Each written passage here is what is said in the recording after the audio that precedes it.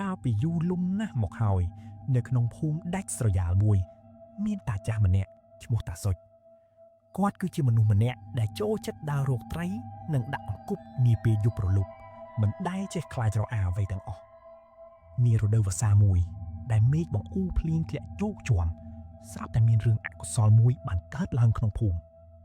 នាងមាលាដែលជាស្ត្រីមានផ្ទៃពោះគ្រប់ខែបានធ្លាក់ខ្លួនឈឺស្លាប់ទាំងពោះធំគួរឲ្យអាសូរអ្នកភូមិម្នាក់ខ្លាចរអាប្រលឹងខ្មោចនាងមាលាណាស់ព្រោះគេជឿថាខ្មោចស្លាប់ទាំងពោះធំគឺសាហាវបំផុតយប់នោះ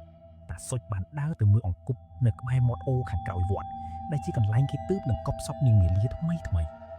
មេឃងងឹតស្លុបខ្យល់បក់មុខត្រជាក់ដល់ឆ្អឹងខ្នងសម្លេងសត្វយំបង្កប់ដោយភាពព្រឺព្រួយខណៈពីដែលគាត់កំពុងដើរតាមមាត់អូរស្រាប់តែគាត់បានឮសម្លេងងា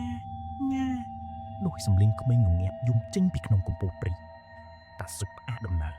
បើកនីធំមួយបញ្ចាំងពើទៅរកសម្លេងនោះស្រាប់តែគាត់ឃើញស្រមោលសមួយអង្គុយបំបៅកូននៅក្រោមដើមជ្រៃធំតាសុចគិតក្នុងចិត្តថាប្រហែលជាអ្នកភូមិណាដើរវង្វេងក៏ស្រែកសួរនរណានឹងមកអង្គុយធ្វើអីយប់ប្រលប់បែបនេះស្រមោលនោះងាកមកយឺតតាសុចស្ទើរតែលួសប្រលឹងព្រោះផ្ទៃមុខនោះស្លេកស្លាំងភ្នែកលឹបចូលក្នុងហើយពោះរបស់នាងធំខុសធម្មតាគឺជានាងមីលីនាងសម្លឹងមុខតាសុចទាំងញញឹមស្វែងរកជំនួយរួចពោលសំឡេងស្អកតាសុចជួយកូនខ្ញុំផងវាឃ្លានណាស់រំពេចនោះនាងក៏ក្រោកឈរឡើងរួចដើរចូលមករកតាសុចយឺតរាល់ជំហានដែលនាងដើរមកគឺឮសំឡេងទឹករលកក្នុងពោះក្លឹកតាសុចភ័យពេកបោះបល័យចោលរួចរត់ដង្ហក់ត្រឡប់ទៅផ្ទះវិញយ៉ាងលឿនតាមដែលអាចធ្វើទៅបានមកដល់ផ្ទះ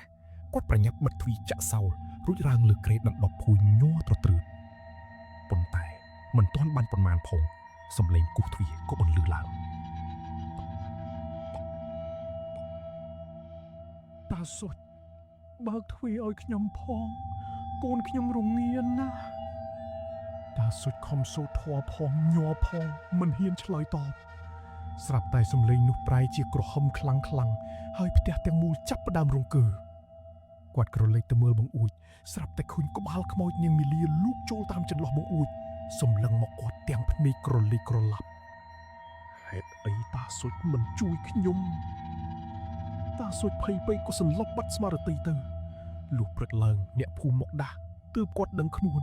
ហើយនិមន្តព្រះសង្ឃមកសូត្រធម៌បញ្ជូនកុសលដល់វិញ្ញាណក្ខន្ធនាងមីលាចាប់តាំងពីពេលនោះមកតាសុចលែងហ៊ានដើរយប់ម្នាក់ឯងទៀតហើយរឿងរ៉ាវខ្មោចពោះធំលងតាសុច